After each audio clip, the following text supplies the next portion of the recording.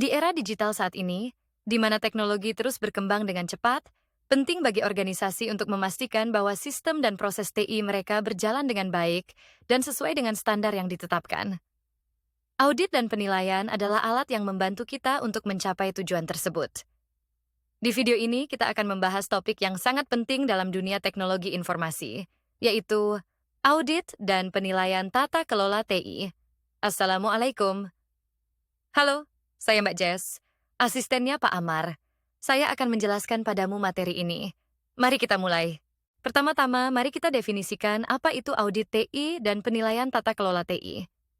Audit TI adalah proses sistematis untuk mengevaluasi kontrol dan proses yang ada dalam sistem informasi. Sedangkan penilaian tata kelola TI adalah evaluasi terhadap efektivitas dan efisiensi tata kelola TI dalam suatu organisasi. Mengapa audit dan penilaian ini penting? Karena dua hal ini dapat membantu kita. Pertama, menjamin kepatuhan compliance terhadap regulasi yang berlaku. Kedua, meningkatkan kinerja TI. Dan ketiga, mencegah risiko yang akan ditimbulkan akibat kelemahan yang ada. Tujuan utama dari audit dan penilaian ini adalah untuk memberikan rekomendasi yang dapat membantu organisasi dalam perbaikan dan pengembangan lebih lanjut. Selanjutnya, mari kita lihat kerangka kerja audit TI. Ada beberapa standar dan pedoman yang dapat kita gunakan, seperti ISO/IEC 27001, yang merupakan standar untuk sistem manajemen keamanan informasi. Kemudian ada COBIT, yang merupakan kerangka kerja untuk tata kelola dan manajemen TI, serta ITIL, yang berfokus pada praktik terbaik dalam manajemen layanan TI. Proses audit TI terdiri dari beberapa langkah. Pertama, kita melakukan perencanaan audit untuk menentukan ruang lingkup dan tujuan audit. Setelah itu, kita melaksanakan audit dengan mengumpulkan data dan informasi yang diperlukan.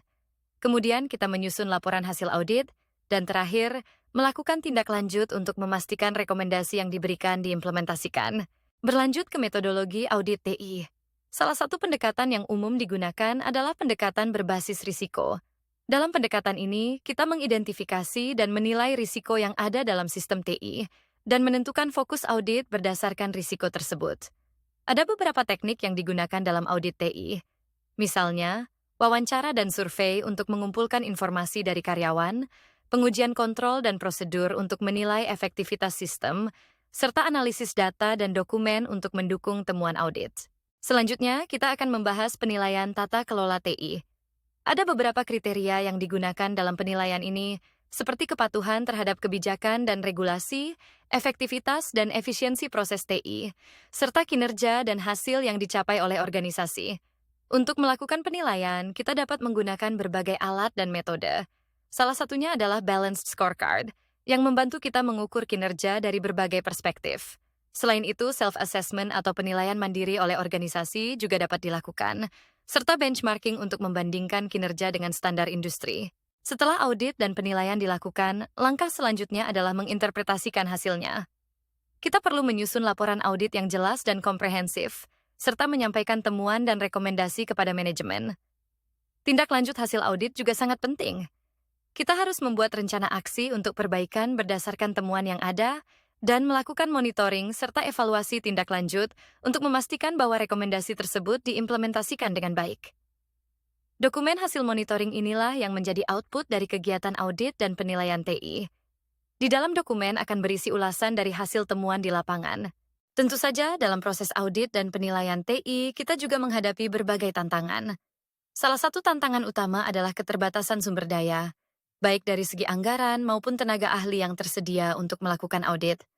Selain itu, ada juga resistensi terhadap audit. Beberapa karyawan mungkin memiliki sikap negatif terhadap proses audit, yang dapat menghambat efektivitasnya.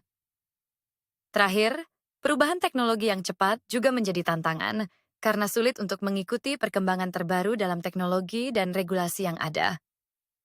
Pak Amar kadang menemukan ketika ada audit, karyawan cenderung menutup informasi-informasi yang penting. Padahal, audit itu tidak akan berpengaruh pada penilaian karyawan. Justru, audit akan membantu mereka dalam manajemen kerja yang berkaitan dengan teknologi ke depannya. Pentingnya audit dan penilaian ini tidak bisa diabaikan. Mereka membantu organisasi untuk mematuhi regulasi yang berlaku, meningkatkan transparansi, dan akuntabilitas dalam pengelolaan TI. Dengan melakukan audit secara rutin, organisasi dapat memastikan bahwa mereka tetap berada di jalur yang benar dalam mencapai tujuan strategis mereka. Terima kasih atas perhatiannya selama materi ini.